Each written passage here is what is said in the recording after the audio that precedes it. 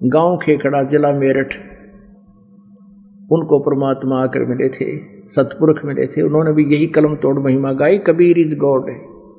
और गरीबदास साहब जी ने भी कहा कि अनंत कोट ब्रह्मांड का एक रति निभार और सतगुरु पुरुष कबीर हैं ये कुल के सिरजनहार। और यही नानक साहब ने कहा है कि फाई सूरत मलुक की वेश, ए ठगवाड़ा ठगी देश, खरा सियाणा भोता भार, ये धानक रूप रहा करतार। हक्का कबीर करीम तो बे ए परवरदिगार। अब गरीबदास जी ने तो कलम तोड़ रखी है उस परमेश्वर की, आंखों देखी महिमा। क्या बताया है? मन तू सुख के सागर बस रे भाई, और न ऐसा यस रे। अपना आत्माओं, ये तत्व ज्ञान है।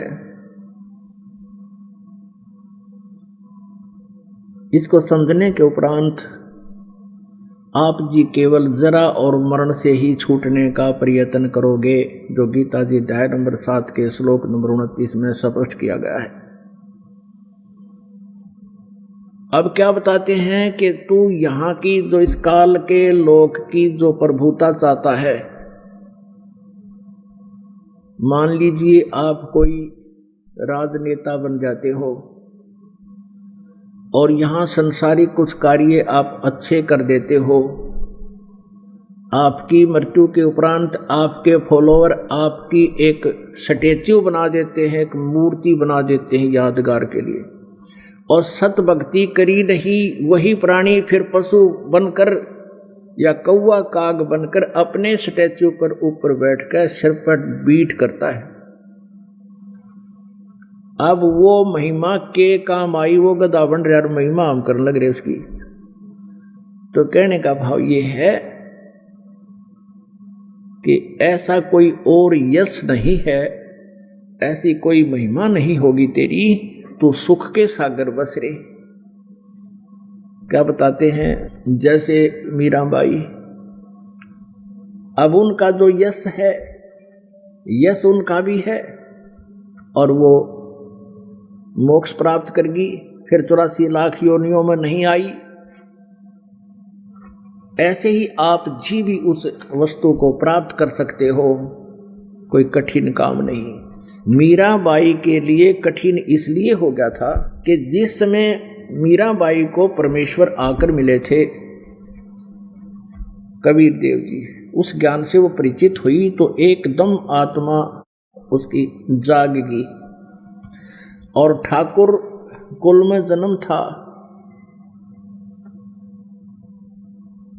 और उस समय के ठाकुर अपनी बहन बेटियों को, पत्नियों को घर से बाहर नहीं निकलने देते थे, पर्दों में रखा करते थे। अब उस रूढ़िवादिता के कारण मीराबाई को संघर्ष करना पड़ा और परमात्मा ने पल पल पर रक्षा की। लेकिन आज शिक्षित समाज है, वो बाउंडेशन, वो बंधन नहीं है। और कोई मीराबाई ने भगवान पाने के लिए संघर्ष नहीं किया था, समाज के साथ खुचम खुचा रहना पड़ा।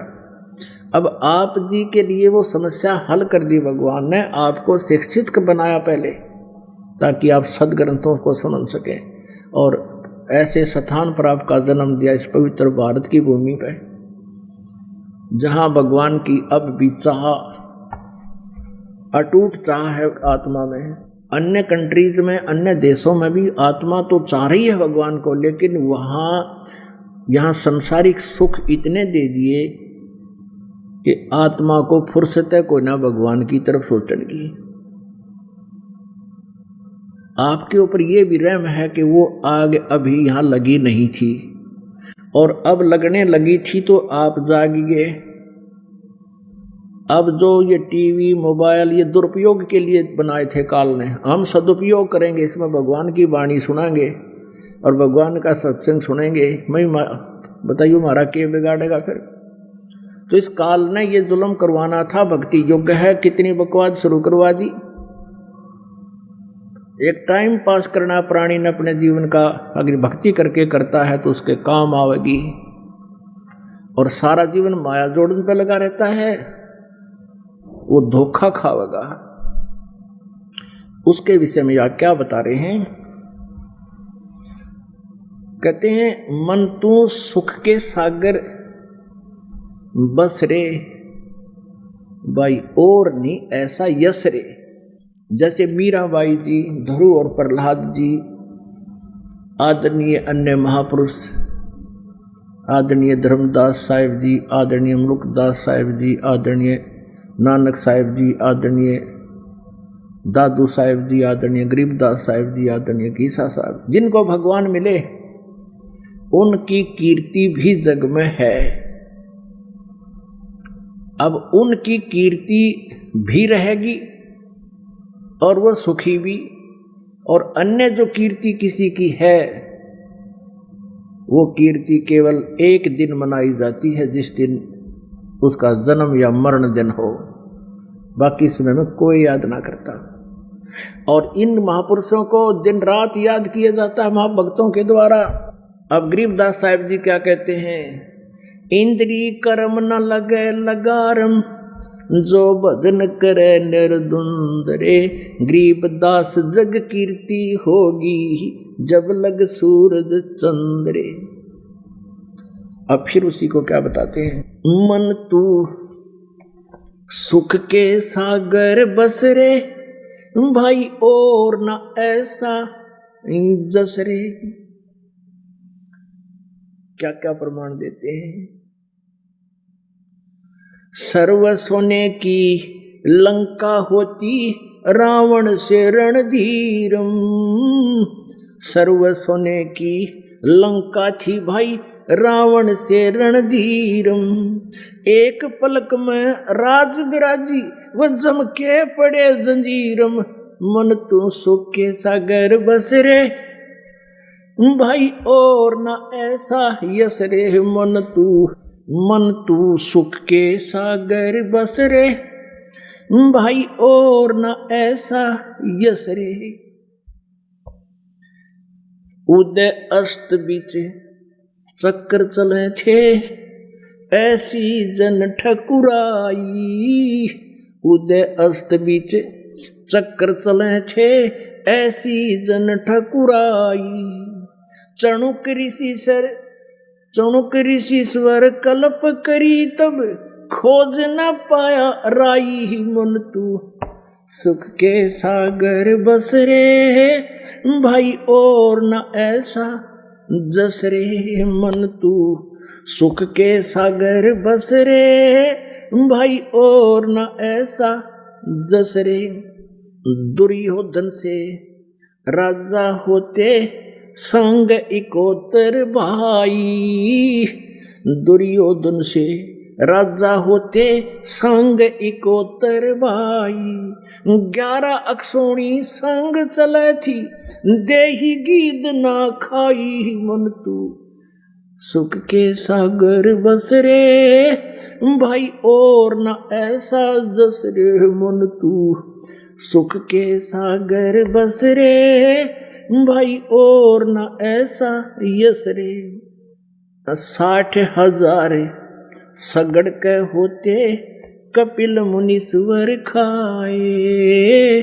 60,000 सगड़ के होते, कपिल मुनीश्वर खाए। एक सपुत्र उत्तान पात का, परमात्म पद पाए। मन तू सुख के सागर बस रे, भाई और न ऐसा यस रे। मन तू सुख के सागर बस रे, भाई और न ऐसा यस रे।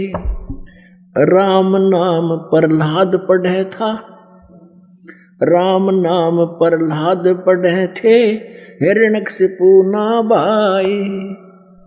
राम नाम प्रहलाद पढ़े थे, हिरण्यकशिपु ना भाए। नरसिंह रूप धरे नारायण, खम्भ पाड़ के आए। मन तू सुख के सागर बस रे, भाई और न ऐसा यस रे। भाई नामदेव नाम प्रभु का जपते, जाकी छान छवाई। नामदेव नाम प्रभु का जपे थे जाकी छान छवाई। एक पलक में देवल फेरा वह मृतक गऊ जवाई। मन तो सुख के सागर बस रे भाई और न ऐसा यस रे। मन तू सुख के सागर बस रे भाई और न ऐसा यस रे। काशीपुरी कबीरा होते ताही लखोरे बाई। काशीपुरी कबीरा होते ताही लखोरे बाई। बन के सो बनजारा उतरे 9 लख बालद आई। मन तू सुख के सागर बस रे भाई और न ऐसा यस रे। कनक जनेऊ कंद दिखाया भक्ति करी रविदासा। भाई कनक जनेऊ कंद दिखाया भक्ति करी रविदासा। दास गरीब कौन गति पावे वो मगहर मुक्त विलासा। मन तू सुख के सागर बस रे भाई और न ऐसा जस रे। अब यहाँ क्या बताया है पुण्यात्माओं, इस आत्मा के ऊपर काल के इन 3 गुणों का, रजगुण ब्रह्मा जी, सतगुण विष्णु जी, तमगुण शिव जी के अंदर से एक एक गुण की तरंगे निकल रही हैं ऑटोमेटिकली। जिस प्रकार मिर्च होती है, मिर्च, अब जैसे ब्रह्मा जी, विष्णु जी, शिव जी अपनी राजधानियों में रहते हैं, ये ऊपर अलग अलग इनके लोक हैं, ब्रह्मापुरी, विष्णुपुरी और शिवपुरी। शिवलोक, ब्रह्मालोक, विष्णु का लोक, ये वहां रहते हैं। और इनके शरीर से निकल रहा रेंज या तरंग, वो गुण इन 3 लोक के प्राणियों को प्रभावित कर रहा है। स्वर्गलोक में, पृथ्वी लोक पर और नीचे पाताल लोक पर। अब जैसे किसी रसोई के अंदर छोंक लगाया जाता है मिर्चों का, अब मूल वस्तु, सरगुण वस्तु तो रसोई में, उसकी जो निराकार प्रभाव है वो पहुंच गया दूसरे मकान के अन्य कक्षों में। वहां बैठे व्यक्तियों को भी छींकें आ रही हैं, उसका प्रभाव उनके ऊपर हो रहा है। अब छींक आवे, उनको रोकना जीव के बस का नहीं। अब वो छींकों का कारण कौन है? वो मिर्च है। उदाहरण समझकर आगे सुनिए तत्व ज्ञान को। अब इन 3 गुणों से जो आपके ऊपर प्रभाव ऐसे हो रहा है मिर्ची की तरह, उसके आधार से, उसके प्रभाव से यहां प्रत्येक प्राणी संतानों उत्पत्ति करता है, विषय वासना से प्रेरित हो जाता है, और फिर यहाँ के संसारिक सुख, ठाठ बाट, राजपाट, इनकी इच्छा इस रजोगुण के इंजेक्शन के कारण ही ये चाहता है। फिर दूसरा इंजेक्शन सतोगुण का विष्णु जी से आपके लगा रहता है। मां के पेट में तो इनका प्रभाव होता नहीं, ये वरदान है प्रभु का। बाहर आते ही 3 गुण ऑटोमेटिकली 1 सेकंड के भी कुछ हिस्से में सब लग जाते हैं ऑटोमेटिकली। तो सतोगुण के प्रभाव से हम यहाँ मोह ममता अपने संतान में, संपत्ति में, मित्रों में, रिश्तेदारों में, भाई बहन में, माता पिता, पति पत्नी, पुत्र पुत्रियों में, ये ममता जो जकड़ी हुई है हमारी, ये हमारे बस का नहीं है। ये भगवान विष्णु जी से निकल रहे सतोगुण की तरंग का प्रभाव हमारे ऊपर है। और तीसरा जो तमोगुण का प्रभाव है, प्रत्येक प्राणी प्रेशर में रहता है, जरा सी बात हुई ना गुस्सा होगा और 20 गालियां सुना देगा। टेंशन, मानसिक शांति गई, अभद्र बोलेगा, बनवाना सामने वाला फिर दुश्मन बन जाएगा। अब परमेश्वर कबीर देव जी ने आकर के इसकी एंटीबायोटिक औषधि दी है हमारे को अपनी अमृतवाणी। अब उसके अंदर ये क्या बताया है, सर्व सोने की लंका होती रावण से रणधीरम, एक पलक में राज विराजी वो जमके पड़े जजीरम मन तू,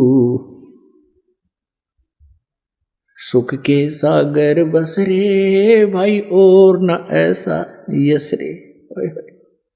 ये एंटीबायोटिक दी परमात्मा ने हमारे को ताकि ये नशा हल्का हो जाए, इनका प्रभाव खत्म हो, निष्क्रिय हो। क्या बताते हैं, आप तो क्या बना लोगे, कोठी बना लोगे, 2 मंजिल 3 मंजिल 4 मंजिल की बना लोगे, 1-2 और की तो व्यवस्था हो जाएगी, घना सेठ होगा तो कोई फैक्ट्री लगा लोगे, और गणत गणा 1 अरब 2 अरब 10 अरब खरब 10 खरब मान ले इकट्ठी भी कर ली, सारे जीवन में डले डो गया माया। अब क्या बताते हैं, रावण ने तो अपने महल बना रखे थे सोने से, जैसे हम ईंटें बना रहे हैं गारा की, सोने की ईंटें बनाकर महल बना रखा था, और सोने की गारा थी वो उसके सेट करने के लिए।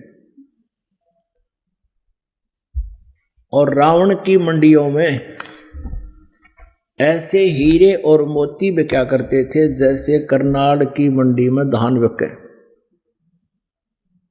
इतना सेठ था वो, इतना धनी था। और के ले गया बताओ, कहते हैं ओए होए,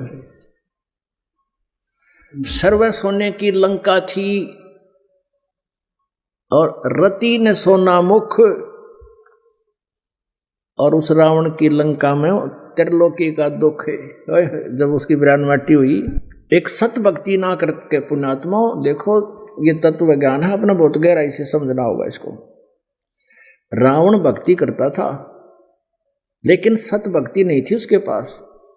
रावण ने वो भक्ति की है आप तो 7 जन्म के लाख जन्म नहीं कर सकते। अब रावण को मिसगाइड करने का दोषी उसका गुरु है। उस नालायक ने बता दिया, उस कोरे कागज पर लिख दिया रावण की आत्मा पे कि ये जो तमोगुण भगवान शिव है, ये पूर्ण परमात्मा है, ये सर्व सुखदाई है, गणाए धन दे देगा। अब ये सारे ऋषि महर्षि संत जितने गुरु थे ये काल के दूत थे, इन्होंने मिसगाइड करना ही था। अब रावण ने उस गुरु जी की बात को सच्ची मान लिया कि वेदों में शंकर भगवान सुप्रीम पावर लिख रखा है, और कितना नहीं लिखा ऐसा, वो तो परमात्मा ही न्यारा है। तो उसने उस बात को रावण ने सच्ची मान करके और ऐसी साधना की, यहां से अपनी तलवार से शीश बैंड कर दिया, काट के 10 भुजा, ये भुजा भी और शीश भी। अब फिर वह प्राप्त हो गया। 10 बार चढ़ा दिया उसने तो 10 बार वापस भी मिल गया। या तो टिट जैसा करेगा वैसा ही फल है। और फिर क्या बना, कहते हैं सर्व सोने की लंका थी और रति ने सोना मुख, और उस रावण की लंका में उस दिन त्रिलोकी का दुख है। ओए होए, सबसे महान दुख उसके घर पे। कहते हैं भक्ति बिना क्या होता है, ये भ्रम रहा संसार, रति कंचन पाया नहीं भाई रावण चलती बार। 1 ग्राम सोना नहीं ले जा सके वो, सोने के महल में सोने वाला। तो ये एंटीबायोटिक है भगवान ने आके बताई है, तुम्हारे ये रजोगुण और ये सतोगुण और तमोगुण के ये सब प्रभाव आपसे धीरे धीरे बहुत ही जो है हल्के हो जाएंगे, बहुत कम प्रेशर आपके ऊपर रह जाएगा इस ज्ञान से। फिर रही बात संतान की, कि मोह ममता जो संतान में हम बनाए हुए हैं, क्या बताते हैं परमात्मा कहते हैं, क्या मांगो कुछ थिर न रहाई, देखत नैन चला जग जाई, 1 लख पूत 1.25 लाख नाती, उस रावण के आज दीवान बाती। आप क्या डिमांड करते हो यहां आकर के? निसंतान केवल संतान ही मांगता है, और निर्धन केवल धन ही की इच्छा लेकर आता है। कोई अस्वस्थ है वह स्वास्थ्य ही की डिमांड करता है। परमात्मा परमेश्वर आप जी को यहाँ आने के बाद फिर एक ज्ञान भी दिलाते हैं, जिससे आपकी 80% इच्छाओं का नाश हो जाता है। रह जाएंगी 20% जो आवश्यक होंगी, परमात्मा अवश्य पूरी करेगा। वो 20% आपके लिए 100% होंगी, क्योंकि आपको जो यहाँ व्यवस्था चाहिए वो परमात्मा अवश्य देगा, और घनी देगा, आपको खूब देगा वो माया, जितनी आपको चाहिए। इससे अधिक मांगोगे तो फिर आपकी वैसे तो आत्मा नहीं मानेगी कि रावण के लेगा सिर पर धर के, क्यों टाइम वेस्ट करे बेमतलब। और एक इस अध्यात्म ज्ञान से आप परिचित हो जाओगे, जैसे गीता जी अध्याय नंबर 7 के श्लोक 29 में कहा है कि उस तत्व ब्रह्म तय, और इस तत्व ज्ञान से, अध्यात्म ज्ञान से और सभी कर्मों से जो परिचित हो जाएगा, वो फिर जन्म मृत्यु से छूटने का प्रयत्न करेगा, यहाँ की बकवादा नहीं चाहेगा। उसके लिए उदाहरण है कि जैसे आप जी जो है यहाँ क्या डिमांड करते हो, परमात्मा कहते हैं कि क्या मांगो कुछ थिर ना राही, देखत नैन चला जग जाई, 1 लाख पूत 1.25 लाख नाती, उस रावण का दीवान बाती। अब जैसे आपका पुत्र है, जो निसंतान है, वो न सोचा भगवान पुत्र दे। पुणात्माओं, ये अध्यात्म ज्ञान है। इस अध्यात्म ज्ञान के अंदर आपका उद्देश्य जब ज्ञान सही हो जाएगा, मोक्ष ही रह जाएगा, और रह ही जाना चाहिए। मोक्ष प्राप्ति के लिए जो प्राणी यत्न करेगा, फिर वो इन कर्मों से परिचित हो जाएगा। कैसे? जैसे निसंतान प्राणी है, या जिसके पास पैसा नहीं है, निर्धन है, या घना धन हो रहा है और फिर भी सब्र नहीं, वो भी इन एंटीबायोटिक कैप्सूल यानी परमात्मा के इन वचनों से सेट हो जाएगा। जैसे एक व्यक्ति का, हमारे आंखों देखे कई उदाहरण है, हमारे गांव में भी और भी कई जगह रिश्तेदारियों में देखा हमने। पिताजी ने सारी उम्र पशु की तरह काम किया, धन जोड़ जोड़ कर बच्चों के लिए रख दिया, और बच्चे ही से निकम्मे हो गए। क्यों न बना बना धन पा गया, लगे बकवाद करन, शराब पीण, मोटर, फिर कार ले ली, जीप ले ली, दे एक्सीडेंट, किसी की टांग टूट गई, कोई मर गया, और वो सारी उम्र जो पशु की तरह कमा कर जोड़ जोड़ कर धरा था, वो बैठ कर रोवे, फिर वो बालक मानने को नहीं। परमात्मा ने सबकी किस्मत में लिखा हुआ है। अपना संस्कार लेकर बच्चा उत्पन्न होता है, बेटा या बेटी। ये आप नोट कर लियो वेरी इंपॉर्टेंट पॉइंटों में, और उनका संस्कार ही उनको मिल पाएगा। उससे ज्यादा आप कितनी व्यवस्था कर लियो, उनके पास नहीं रहेगा, यदि उनके भाग्य में नहीं होगा। और आपके कर्म बिगड़ेंगे, भगवान की भक्ति कम करके माया जोड़न में लगे रहोगे। यदि बच्चों को भी आप परमात्मा से जोड़ दोगे, इस कबीर भगवान से, तो इस परमात्मा की एक और खासियत है, एक विशेष गुण है इसके अंदर। परमात्मा में एक विशेष इसका विधान है कि आपके भाग्य में नई वस्तु होगी और आपके लिए आवश्यक होगी, ये भगवान नहीं लिख देगा। और यहाँ कोई भी आपके प्रारब्ध में परिवर्तन नहीं कर सकता, ना ब्रह्मा जी कर सकते, ना विष्णु जी कर सकते, ना शिव जी कर सकते, क्योंकि ये स्वयं भी अपने किए हुए कर्मों के फलों को भोगने के लिए रह रह कर जन्म ले लेकर पूरा करते रहे। जैसे विष्णु जी को श्राप दिया था नारद जी ने कि तू आजीवन अपनी पत्नी के वियोग में बितावेगा पृथ्वी पर। उसी आधार से राजा दशरथ के घर जन्म हुआ विष्णु जी का, श्री राम रूप में आजीवन सीता के वियोग में मर ही गया, मिलन नहीं हुआ।